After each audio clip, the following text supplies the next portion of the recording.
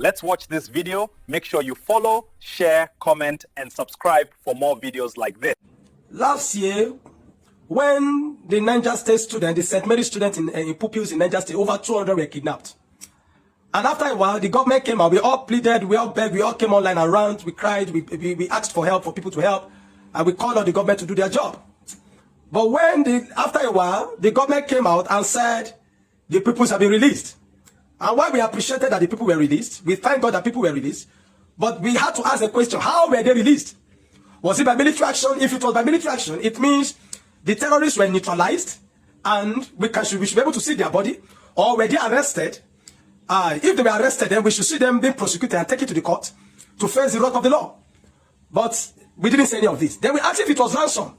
Because we must understand, Nigerians, that it is not news that the government pay ransom severally.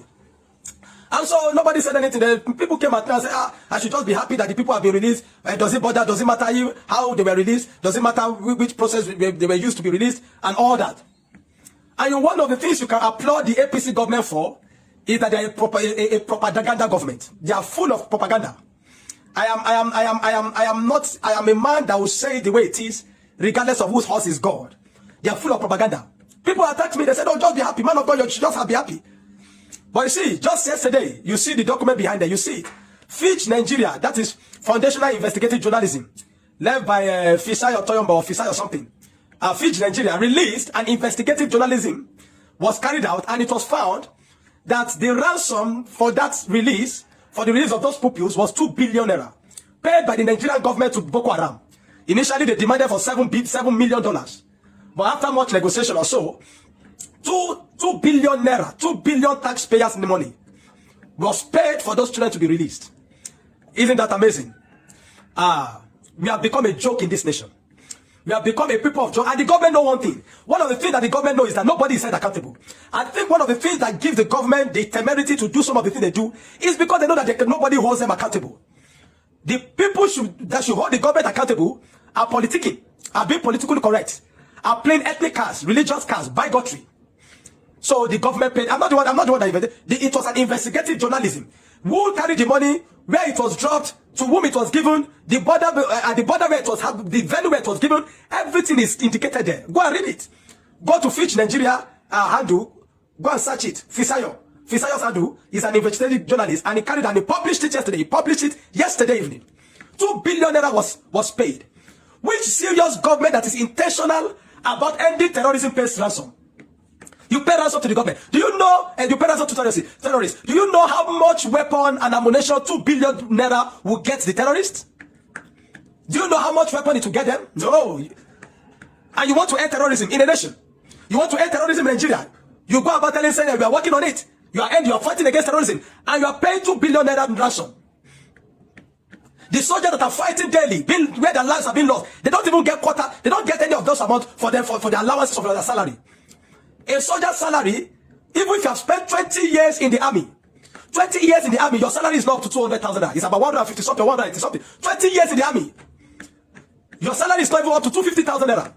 But the government can go ahead to pay 2 billion naira to terrorists for the release of those. And I guarantee you, one of the things you must understand that they have paid many money more like that. You remember the KB State students that were kidnapped, and just like that we heard that they have been released. How were they released? Was it by military action? So that we can applaud the military men and applaud the government? How were they released? Or was it that the terrorist guys just said, "See guys, we are time, come and start going"? Or was it that the government girls came and said, "Boys, how are you doing? How is work over there? Okay, now it's time to release the children. Please release them, let them go back home." How were they released? The ransom was paid. I said it. People attacked me last year. When those of St. Mary's children were released, I said it. That these people pay ransom. People were saying, I shouldn't bother. How do you end terrorism when the government keep paying ransom to the terrorists? We're in soup in this nation. 5 things you must understand this morning. Number 1, the mountain which I'm willing to die on, number 1, is that the insecurity in Nigeria has helped the government. How has it helped them? It has helped the people. It has helped them to bring distraction to the people so that the people are not focusing on them to hold them accountable for bad governance. When was the last time you even had to hold your government accountable for bad governance? No. Everybody is just looking for how to survive now. So it has helped them. It has created distraction. That the APC government that claimed there is no money, that they claim that they are servicing debt. Recently, we saw the vehicle, hundreds of vehicles that the government of Tinubu has purchased to be used for 2027. So the terrorism in Nigeria has helped them to bring destruction to the people so that the people are not focusing on good government, to hold them accountable anymore. Another thing you understand, number two, the Nigerian government is fixed on one thing and one thing alone at this time. If it is not on that thing, they don't care, and it is re-election. If it does not concern the election, if it will not help their election, they don't care. One thing you must understand right now is that the Tinubu administration is only fixed on one thing and one thing alone. And they can give anything, they can sacrifice any Nigerian for the election. Because that was what they did when they came in. They were intentional, they were willing to spill the blood of people, to spill the blood of Nigerians. And they got a man that was vying for office who said, grab it, snatch it, and run away with it. Regardless of which method, just grab it and snatch it and run away with it. And now they can sacrifice any Nigerian for the election. You must have that at the back of your mind. Number three, except it is solely by American forces. Except it is solely by American forces to fight insurgency. The Nigerian military will not win the war against insurgency and terrorism in Nigeria and the jihadists. The reason is that they are highly compromised.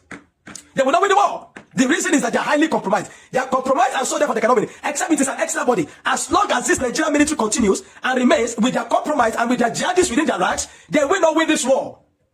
I'm telling you that now so that you will know. Number four, Nigerians, especially the ones in the middle belt and in the southern Nigeria, by all means must seek a means of protecting themselves from the jihadists.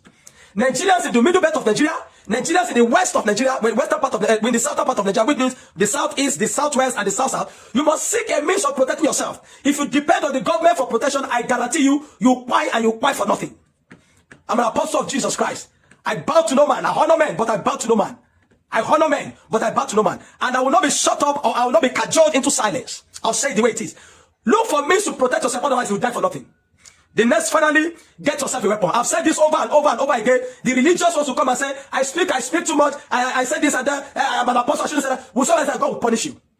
God will punish you. Because you see, 2 days ago, in Dorowa Babuji Borkin local government, Dorowa Babuji Borkin local government, 7 Christians were killed in a local government. 7 Christians were killed 2 days ago. So if I come online and you are telling me that my language, I'm a man of God, I should not say that way. My language is this, my language is that. I say take this money, God will punish you. Or let me say the way Jesus will say, woe unto you. Because you people are so foolish.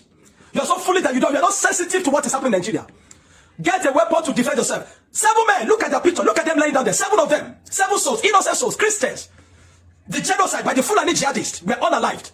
And when we keep talking, you think I'm joking. You think I'm wasting my time when I keep talking. God will hold you accountable. Nigerians seek a means to protect themselves. America, there is genocide.